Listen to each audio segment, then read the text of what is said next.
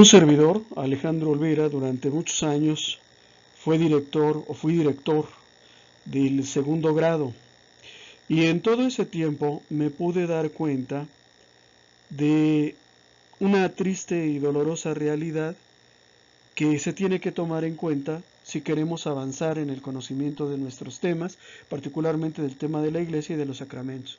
Primero, tristemente debo decirles que el católico promedio es un ser alienado. Y esa es la situación o la base de la que yo estoy partiendo para diseñar este curso. El católico promedio es un ser alienado. ¿Qué significa que el católico es un ser alienado? Significa muchas cosas, pero vamos a ir viéndolo por partes. Como alienación se denomina el proceso mediante el cual un individuo se convierte en alguien ajeno a sí mismo, que se extraña, que ha perdido el control sobre sí. Alienación proviene del latín alienatio o alienationis, que significa acción y efecto de alienar. Alienación es sentirse uno extraño a sí mismo, ajeno a sí mismo. Es actuar, pero no como tú quieres actuar, sino de otra forma. Es decir, pero no lo que tú piensas, sino lo que otros piensan. Eso es la alienación. La alienación es no tener control de ti mismo, ¿sí? Que cuando abres la boca y hablas, quien habla es el periodista, habla el político, habla otra persona, pero no tú. Y el católico tiene mucho ese problema. ¿Por qué? Porque recibimos información de diversas fuentes, por supuesto de la palabra de Dios, por supuesto de las homilías de nuestro sacerdote, por supuesto de las homilías del Papa Francisco, pero también de la radio, de la televisión, de las películas, ¿verdad? De los libros, de los maestros en la escuela, de tal manera que llega un punto en que el católico pierde la noción de sí mismo, ya no sabe si eso lo piensa él o lo piensa otro. En la pantalla estamos viendo una imagen, un dibujo, ¿verdad?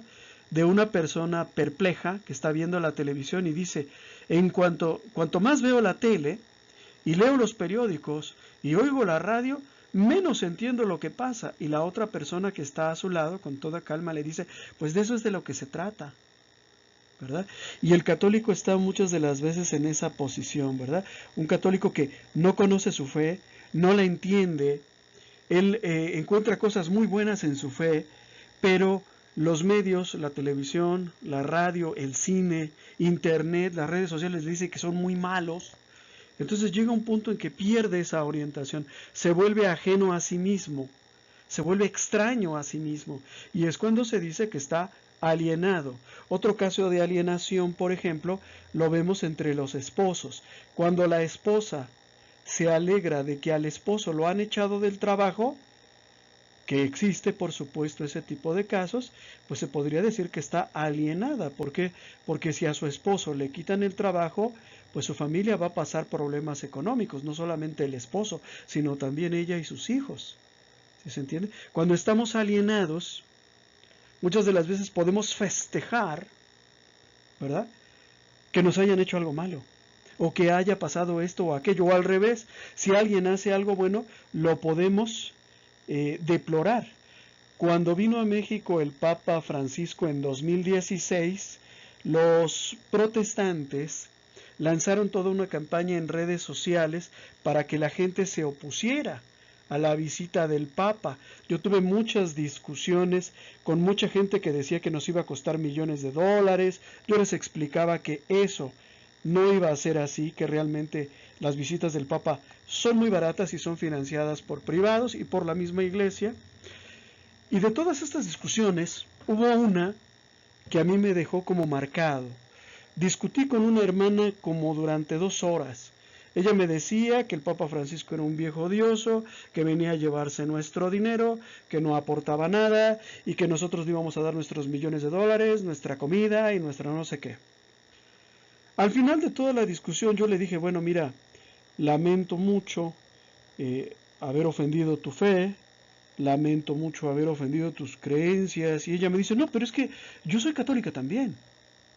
O sea, ¿cómo? ¿Eres católica pero odias al Papa? Claro, eso es alienación. Y el católico es un ser eminentemente alienado.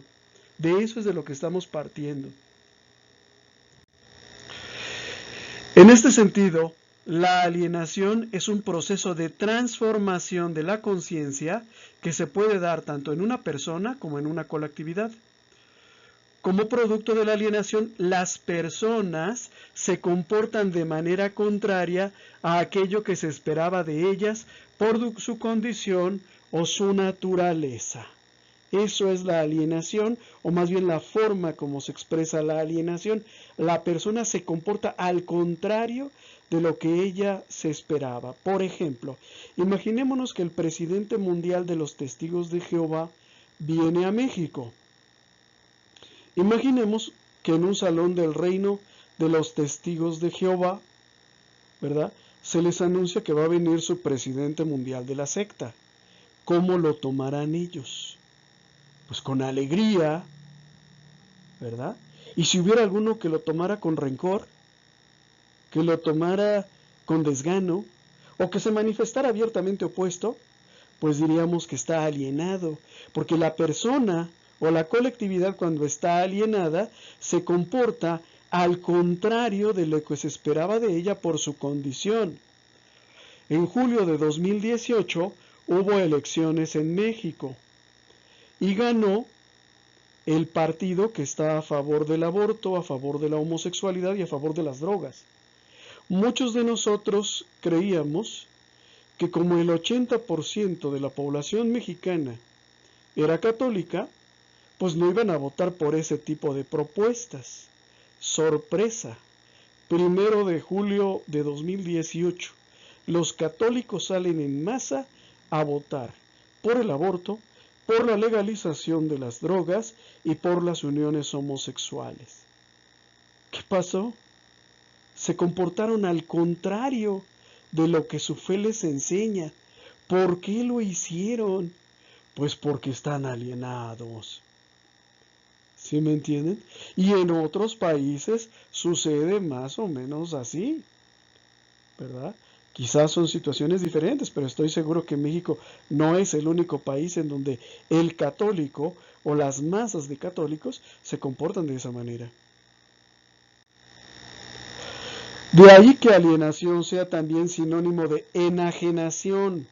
Estar enajenado significa perder el control de sí mismo. Eso es lo que significa estar enajenado, como cuando nos dan cuerda, como cuando otra persona más grande y más fuerte que nosotros decide lo que yo voy a creer, lo que yo voy a opinar y lo que yo voy a hacer. Hermanos, a veces hay personas con las que uno platica y hasta puede distinguir qué periodista, qué político, ¿verdad?, qué formador de opinión les inspira. Y hasta con las mismas palabras de sus líderes te dicen las cosas. Por ejemplo, pues te empiezan a decir que eres del PRIAN, que si estás ardido que te pongas Vitacil. Es decir, ya hasta sabes cuando te van a ofender qué ofensa van a utilizar. Están tan trabajados, tan controlados, que ya sabes lo que van a hacer. Por ejemplo, cuando yo platico, ¿verdad?, con un católico alienado, cuando lleguemos al tema del aborto, yo ya sé también lo que me va a decir. Me va a decir que la salvación es individual y que si tú no abortas, pues no tienes por qué preocuparte. Tú solamente generas las condiciones para quien quiera abortar aborte, pero el pecado lo comete el que aborte, no tú. Es decir, nos maneja una idea de que la salvación es individual y que si tú traes drogas aquí y alguien cae en las drogas, no es tu culpa. Ellos tuvieron la culpa por atascarse de drogas, pero tú solo las trajiste. Entonces ya hasta sabemos qué argumentos, porque están tan controlados, tan no se han puesto a pensar, tan no se han puesto a reflexionar de dónde viene la idea que ellos sostienen, si es o no compatible con el Evangelio, que hasta podemos distinguir quién les controla. ¿Sí? Por ejemplo, en toda América Latina muchos católicos votan por la izquierda. Cuando yo les digo que yo no voto nunca por la izquierda, ellos me dicen, pero ¿cómo? ¿Estás a favor de la corrupción? No, estás a favor de la opresión de los pobres, de que se les mantenga en la miseria. Estás a favor de la injusticia. Estás hablando en favor de la opacidad en la administración pública, porque el católico que no puede distinguir la mano maléfica y el olor nauseabundo de la masonería, el que no puede distinguirlo, no te comprende por qué tú no votas por la izquierda, por ejemplo. No te comprende por qué tú estás en contra del aborto. No te puede comprender. Si te veías tan inteligente. Y ahora resulta que estás en contra. ¿Sí, hermanos? Entonces, alienación es sinónimo de enajenación, es decir, perder el control de nosotros mismos. El católico es un ser alienado, eso es una realidad para el 90 o 95% de los católicos, pero no lo es por naturaleza, es decir, no nació así, ni siempre fue así. Nos han convertido en seres alienados. Nos han desfigurado, nos han vendido una idea de que somos lo que no somos.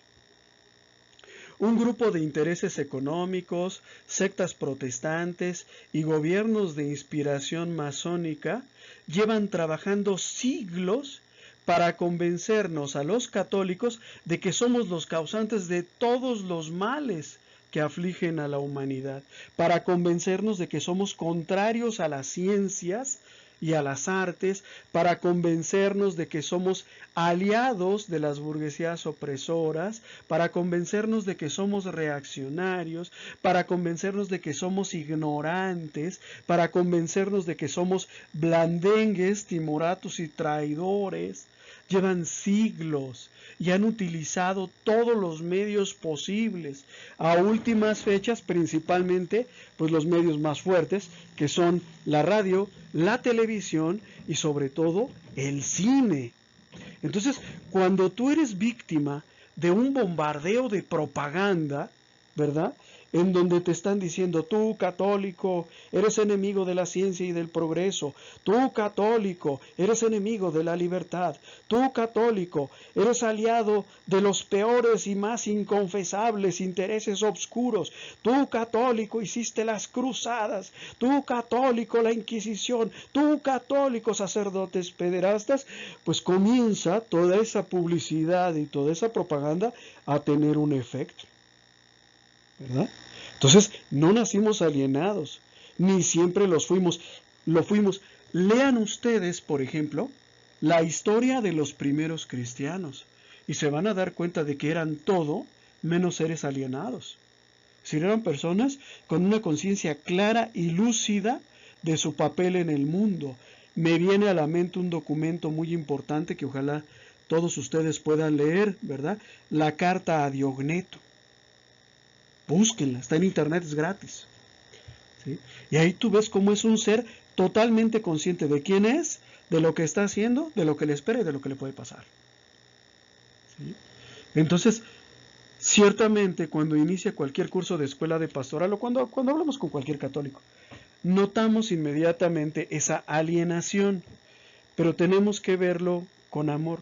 No nacimos así, así nos hicieron, así nos han hecho. Y así nos siguen haciendo. Y todos los días, por todos los medios, tratan de convencernos de que somos lo peor, de que somos la excrescencia de la sociedad, que de todas las religiones que pueden llegar a existir somos la peor. ¿Sí? Nos han hecho lo que somos. Y no somos eso, sino todo lo contrario. Somos otra cosa que más adelante vamos a ver. No solo hemos perdido los católicos alienados, no solamente hemos perdido la alegría de pertenecer a la iglesia que Cristo fundó, sino que nos avergonzamos de pertenecer a la verdadera iglesia. Hermanos, yo a veces me quedo maravillado cuando converso con esos católicos que han abandonado la iglesia de Cristo. Es triste, que un hermano nuestro se salga de la Iglesia Católica, pero también te sorprende cómo están felices, felices. Yo estoy feliz porque ya ingresé a una secta que acaban de inventar hace apenas 5 años, pero es la verdadera Iglesia de Cristo y estoy feliz, ya me bauticé, no quepo en mí de alegría, ya me rebauticé, me desbauticé y me volví a rebautizar. El católico, en cambio, pertenece a la Iglesia de Cristo, a la Iglesia que Cristo fundó, a la Iglesia de los santos y mártires de los primeros tiempos, y no siente ninguna alegría de pertenecer a esa iglesia. Es terrible. Se avergüenza de su propia fe, se avergüenza de su iglesia. ¿Por qué? Porque no la conoce, porque no conoce su propio pasado, o más bien lo que conoce de su propio pasado es lo que sus propios enemigos le han contado. Imagínate que tú no conociste a tu papá, pero que yo sí lo conocí. Imagínate que te acercas a mí y que me dices: señor Alejandro, platíqueme de mi papá, me gustaría conocerlo, aunque sea de oídas. ¿Cómo era él, usted que lo conoció? Y yo les digo: tu papá era de lo peor. Cuando iba en el kinder se robaba a los dulces de la cooperativa. A los 11 años ya violaba niñas. A los 12 ya asaltaba bancos. A los 13 ya había caído a la cárcel. A los 15 los corrieron de la escuela. A los 16 ya había embarazado a todas las niñas del vecindario. A los 17 ya mataba por dinero. A los 18, bueno, olvídate, tu papá era de lo peor. Oiga, señor Alejandro, pero entre el tiempo, el día en que mi papá nació y el día que cometió su primer crimen, ¿no hizo nada? No, él nació robando, nació matando, nació violando, nació asaltando, nació secuestrando, nació traficando drogas. Pero no, ¿cómo así nació? ¿Sí? ¿Por qué? Pues ¿por qué te voy a decir eso? Porque estás hablando con alguien que odiaba a tu papá. Pues es lógico. ¿Qué hace el católico muchas de las veces? Lee la historia de la Iglesia Católica, pero la que cuentan los enemigos de la Iglesia Católica. ¿Y en dónde se encuentra el católico con la historia contada por los enemigos de la Iglesia Católica? En las escuelas públicas, en la radio, en la televisión, en el cine. Observa en el cine, por ejemplo, cuando hay una boda en una película, es en un templo protestante. Pero si es un monstruo, un fantasma, un ser terrorífico, está en una iglesia católica. Y eso es propaganda subliminal, que no todo el mundo detecta, ¿no? Que no todo el mundo ve. Pero frecuentemente en las películas al católico le toca ser el malvado. Y hay muchas y célebres películas respecto a eso, ¿no? Hay una película, por ejemplo, protestante llamada Punto y Aparte, es en relación al tema del aborto, pero ahí se presenta claramente al católico como lo peor, ¿no? Como un idólatra, como un violento, como un mentiroso. Es decir, se hace mucho de este material y el católico lo consume porque no discierne. Cree que todas las películas fueron hechas nada más para divertir y no. Las películas traen mensaje, las canciones traen mensaje. ¿Eh? Ay, pero es que habla de Dios esta canción. Sí, pero podría hablar de manera incorrecta. ¿Sí? Entonces a veces el católico se siente un poquito como que arrinconado, ¿no? Apesadumbrado. Pierde la alegría. Los católicos hemos olvidado nuestras raíces. No sabemos de dónde venimos ni hacia dónde vamos. Eso es una realidad, hermanos. Casi no conocemos nuestra propia historia y lo poco que conocemos es lo que nos han contado los enemigos de Cristo. Entonces, ¿cómo vamos a amar a nuestra Iglesia Católica si de ella solo nos han contado poco y malo? Porque eso sí, Iglesia Cruzadas, Iglesia Inquisición, nada más. ¿Y alguna vez hizo otra cosa? Nunca. Y nuestra iglesia, hermanos, es algo maravilloso. Yo amo a mi Iglesia Católica. No porque no conozca sus defectos, los conozco, tristemente los ha tenido y los tiene.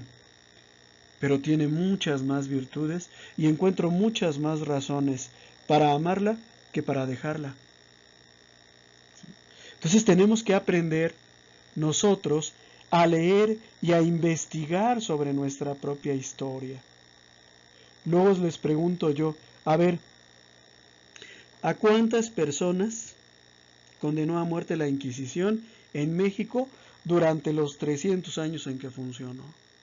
Y algunos me dicen, como 30 millones. Digo, no tenía esa población. No, fueron como 1 millón. Sería como la 10ª parte de la población, es mucho. Entonces, ¿cuántos? 28. 28 ejecuciones durante 300 años, sí. Pero ustedes les cuentan otra historia. Es que nos impusieron su fe por medio de la violencia. ¿Sí? Los españoles nos obligaron a ser católicos. Bueno, respóndeme. ¿Cuántos soldados tenía el ejército de Hernán Cortés? 600, dice Vittorio Messori. Y entonces, ¿cómo? ¿Con 600 le impuso una fe a 10 millones? ¿No habría otra razón? ¿No sería una razón importante la Santísima Virgen María?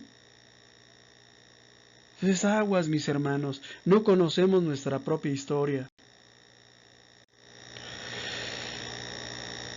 También otro efecto de la alienación, o más bien no otro efecto, sino otra forma como se manifiesta la alienación, es la minoría de edad. Los católicos nos hemos quedado estancados en la minoría de edad, seguimos siendo bebés, seguimos siendo niños que estamos esperando lo que los otros nos vayan a dar. Nos hemos vuelto incapaces de actuar por nosotros mismos, de tomar la iniciativa. Solo tenemos derechos y no sabemos nada de obligaciones. Creemos que es obligación del otro enseñarle la palabra de Dios a nuestros hijos. Creemos que es obligación del otro defender nuestra fe. Creemos que es obligación del otro profundizar en el conocimiento de nuestra fe. Sí, claro, los sacerdotes tienen que profundizar en el conocimiento de nuestra fe y lo tienen que enseñar, pero tú también, a ti también te toca. ¿Por qué? Porque no eres niño. Ya eres adulto. ¿Sí me entienden? Entonces, no debemos de quedarnos en la minoría de edad, esperando a ver qué nos van a enseñar, qué nos van a decir. Es que no lo dice la lección, por eso no lo sabía. La lección no habla de historia de la iglesia, entonces yo tampoco conozco de historia de la iglesia. Pues no, salgan, hermanos, investiguen, pregunten. ¿Ok? Y por último, lo que mejor caracteriza al católico de nuestros días es la tibieza. Muchos interpretan la escritura a su modo, creen en Dios pero a su manera. Son católicos pero no están de acuerdo con océanos enteros de la doctrina cristiana. En cambio su fe se basa en pequeños islotes de costumbre, tradición e inercia. Se conforma con oír misa, no se siente impelido, es decir, obligado o llamado a participar en la Eucaristía y por lo tanto, siendo tibio, no está preparado para el martirio. Hay muchas personas interesadas en mantener al católico alienado. En esa fotografía que aparece en la pantalla es la fotografía de un teólogo llamado Anselm Grün. Él es uno de los principales promotores de una idea que parece buena pero que en realidad no lo es. Dice Anselm Grün y sus seguidores que para que el mundo deje de atacar a la Iglesia Católica, lo que debemos de hacer pues es mundanizarnos, ¿verdad?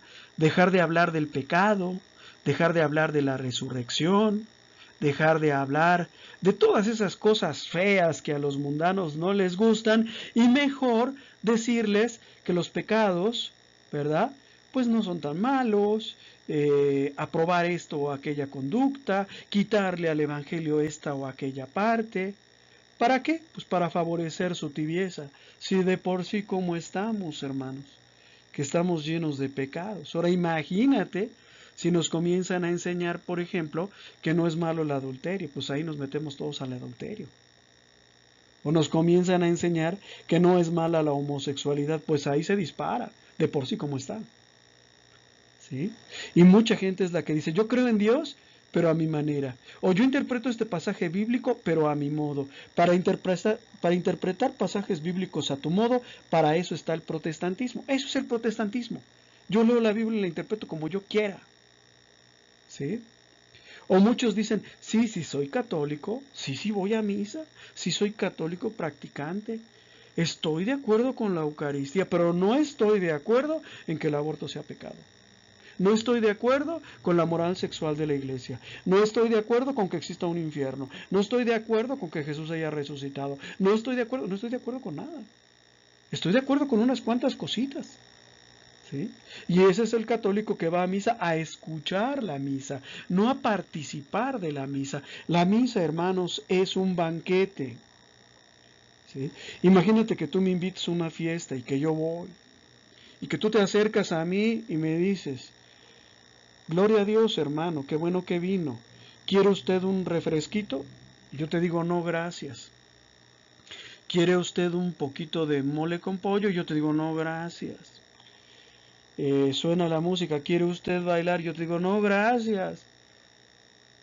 Llega el vinito y usted me dice, no quiere un vinito. Y yo te digo, no, gracias. Pregunta, ¿a qué fui? Pues a hacerme guaje, ¿no? Y a ver si los amargaba a ustedes también. Entonces, hay que participar en la Eucaristía. Y por último, tenemos que estar preparados para el martirio. El martirio no quiere decir necesariamente que nos van a quitar la vida. Pero todo aquel que se decide a seguir a Cristo verdaderamente tiene que estar preparado para que en un momento dado hablen mal de Él, lo traten mal, lo excluyan, ¿verdad? O algo le pase, ¿sí? Y tenemos que estar preparados para eso. Yo mismo lo he vivido muchas veces, ¿sí? Donde la gente habla mal de ti, te juzga, te excluyen. ¿Por qué? Pues porque decidiste salirte de la tibieza, porque decidiste verdaderamente seguir a Cristo. Ahora bien, ya hemos dicho que el católico es un ser alienado, es decir, un ser fuera de sí, extraño a sí mismo, que no se conoce, que no se valora, que no se ama, que no ama a su iglesia. Pero ahora vamos a ver quiénes somos tú y yo verdaderamente de acuerdo a lo que nos dice la palabra de Dios y de acuerdo a lo que hemos aprendido. En primer lugar, nosotros, los católicos, somos el resto fiel.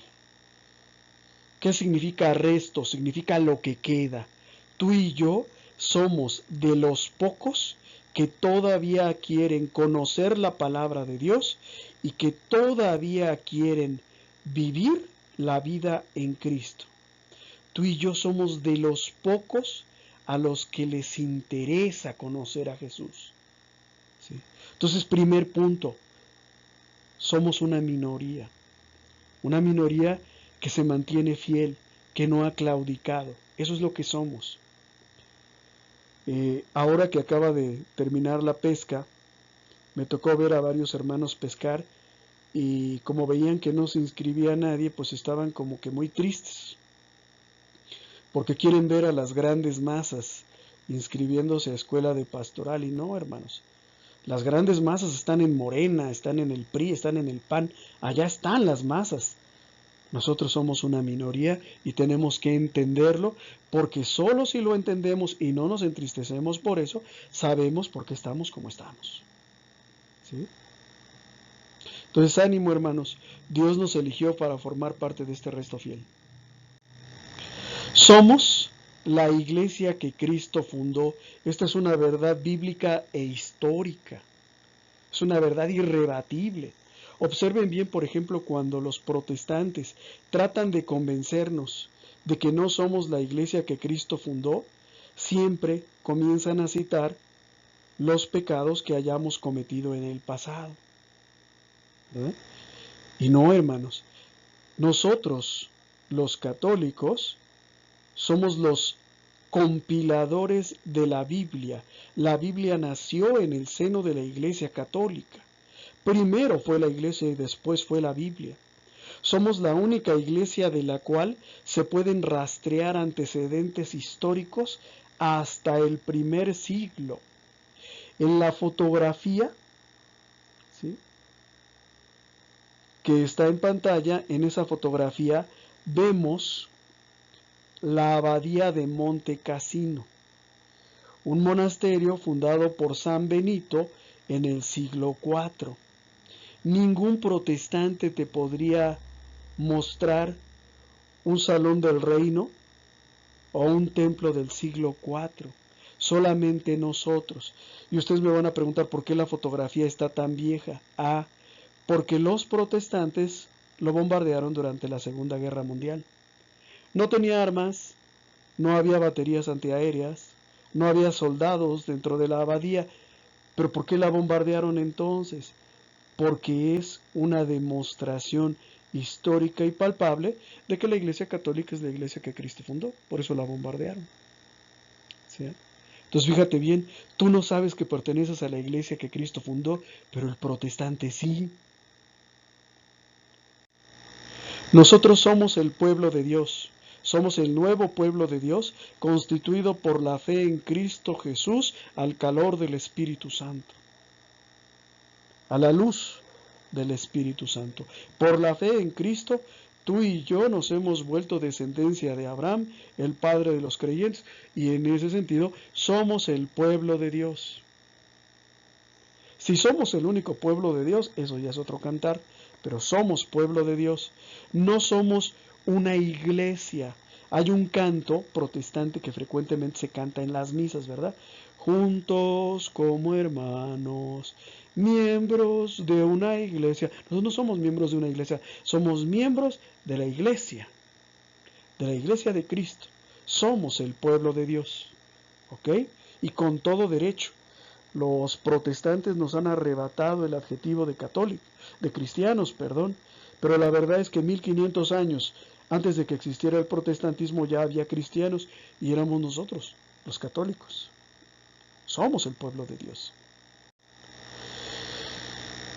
Algunas personas me han pedido que no haga estos videos así, sino que muestre mi cara, que salga yo explicando. Y la verdad no creo que tenga mucho sentido, porque yo no soy su maestro, no es a mí a quien se tienen que acercar, no es a mí a quien tienen que seguir. Yo no soy la palabra de Dios. Nosotros somos zagales del buen pastor, somos ayudantes del buen pastor. Nosotros somos la voz, pero la palabra es Cristo. Y a Él es al que tienes que conocer. ¿Sí? A Él es al que tienes que conocer. Él es tu maestro. De Él es de quien tienes que aprender. Entonces, no sirve de nada que me conozcas, que me veas, que veas mi cara en tu pantalla, cuando a quien tienes que conocer es a Jesús, no a mí. ¿A mí para qué? ¿Sí? Entonces, nuestro maestro es Cristo. Por eso, hermanos, aquellos que me han pedido que muestre mi cara, pues la verdad es que no se pierden de nada si no la muestro. Y a quien tienen que conocer es a Jesús. Por eso, durante este curso, vamos a tener un material indispensable que yo les voy a pedir a ustedes. Primero, necesitan comprarse una Biblia. Si no la tienen, cómprenla. Si la tienen, desempólvenla. El 90% de los católicos usamos la Biblia, ¿verdad? Como pata del sillón, para adorno, para muchas otras cosas, ¿no? Pero la tenemos ahí toda empolvada. Desempólvenla. Les voy a pedir también que adquieran un catecismo de la Iglesia Católica. ¿Por qué? Porque el catecismo de la Iglesia Católica es un compendio de nuestra fe. ¿Quieres saber cómo la Iglesia Católica interpreta la Biblia? Lee el catecismo. También les voy a pedir que busquen o que adquieran algún libro de apologética. ¿Qué es la apologética? La defensa de la fe. Y hay muchos y muy buenos libros de apologética. Por ejemplo, el padre Flaviano Amatuli, que en paz descanse, tiene un libro muy bueno que se llama Diálogo con los protestantes. ¿Sí? Si no te gusta leer, hay otros apologetas católicos que por medio de internet, ¿verdad?, defienden nuestra fe.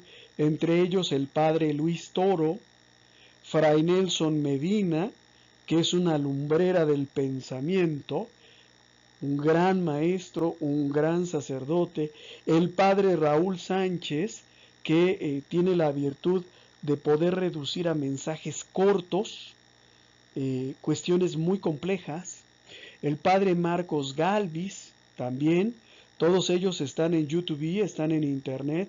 El teólogo y ex pastor protestante Fernando Casanova también tiene mucho material que no tienes ni que pagarlo porque pues ya está en internet. ¿Sí? También les voy a pedir, bueno, les voy a sugerir, porque realmente no soy nadie para pedirles o decirles lo que van a hacer. Procuren asistir a misa diariamente. Yo sé que muchos de ustedes, como yo, trabajan y no podemos ir a misa diario, pero podemos escuchar la homilía diaria. Hay muchos sacerdotes, por ejemplo, que suben sus homilías a internet. Uno de ellos que a mí me encanta es el padre Santiago Martín. Me encanta por su valor, me encanta por su lenguaje directo, me encanta porque no tiene, como decimos aquí en México, no tiene pelos en la lengua, aborda todos los temas, aún los más espinosos. Les voy a pedir también que se consigan un libro de historia de la iglesia. Yo sé que si ustedes van a una librería y piden un libro de historia de la Iglesia Católica, pues les van a dar 20 libros escritos por los protestantes para hablar mal de la Iglesia Católica.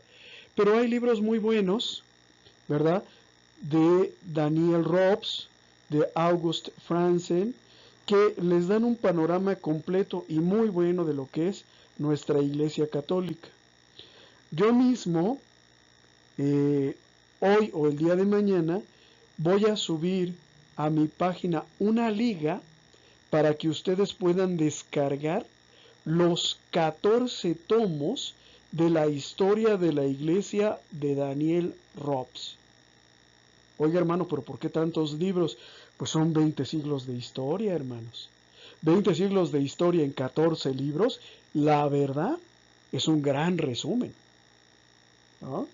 Es un gran resumen. Entonces, yo les voy a compartir estos archivos en formato PDF. Otra cosa que también es muy útil es leer las biografías de los santos. Es muy bueno porque los santos fueron hombres y mujeres como tú y como yo, que afrontaron los mismos problemas y las mismas dificultades, y que de alguna manera pues podrían señalarnos algunas alternativas para resolver nuestros problemas, ¿verdad?, como comunidad, y fundamentalmente hacer un lado todo aquello que nos impide llegar a la santidad. Entonces es muy útil leer biografías de santos. Igual, si no quieres comprar el libro, bueno, pues no lo compres, todo está ya en internet, ¿sale? Entonces este va a ser nuestro material de trabajo. Inclusive cuando yo dé algún tema, sí voy a pues sugerirles alguna bibliografía para que se preparen mejor, principalmente del Catecismo de la Iglesia Católica. En cuanto a la Biblia es un material de cajón. Les voy a pedir que todas las citas bíblicas las busquen en su Biblia.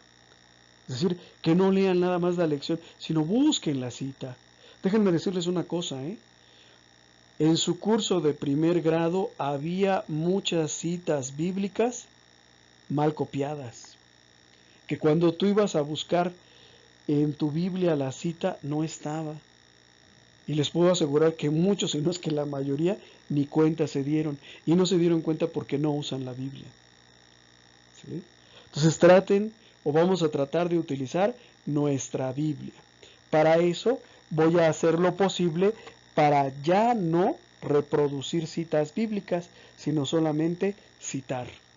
Es responsabilidad de ustedes abrir su Biblia y buscar la cita.